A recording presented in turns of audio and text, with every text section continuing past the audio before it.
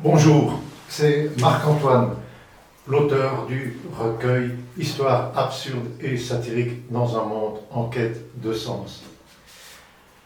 Aujourd'hui, je vous lis un extrait de Paraguay Forever, l'une des histoires qui composent ce recueil. Paraguay Forever vous propose un voyage immobile. Oui, un voyage dans les souvenirs, mais aussi dans les frustrations d'un homme coincé dans son propre corps. Peut-on vraiment voyager lorsqu'on ne peut plus bouger?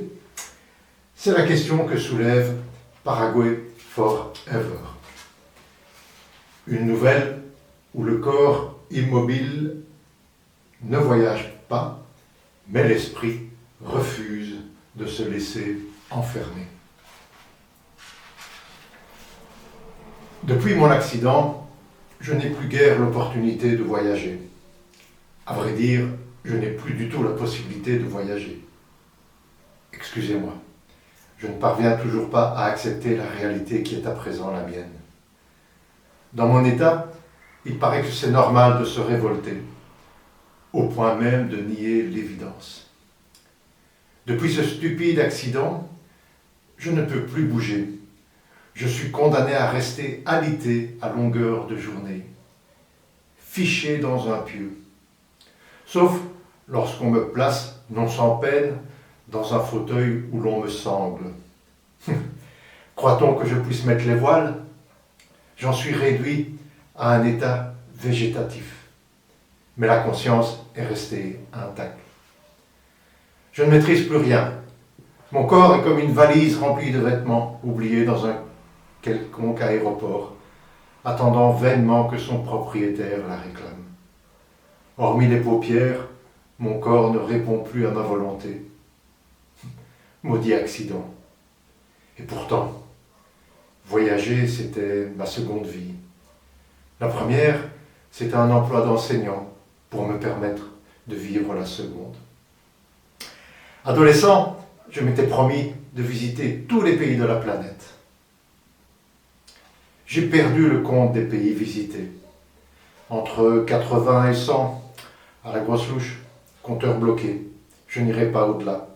Stoppé dans ma découverte des capitales, comme un canard dans son vol lorsqu'il se fait tirer par un chasseur. Il me reste des souvenirs, direz-vous. Bien sûr. Autant voyager en regardant passer les trains. Même ces souvenirs, je ne les contrôle plus. Aujourd'hui, par exemple, c'est le Paraguay qui émerge de mon ennui. Le Paraguay, alors que je pourrais me retrouver dans les bras d'Hélène en Australie, dans le lit d'Ava au Mexique ou dans les yeux de Tatiana au Monténégro. Le Paraguay, pays improbable, quelle idée sournoise. Mais je vous l'ai dit, je ne choisis pas.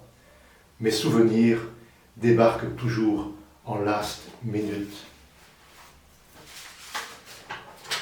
Retrouvez ce récit et 13 autres histoires dans le recueil Histoire absurde et satirique dans un monde en quête de sens. Chaque nouvelle de ce recueil explore nos luttes, nos espoirs et parfois nos contradictions. Alors, prêt à embarquer pour un voyage immobile? Le lien pour commander le livre est juste en dessous de la vidéo.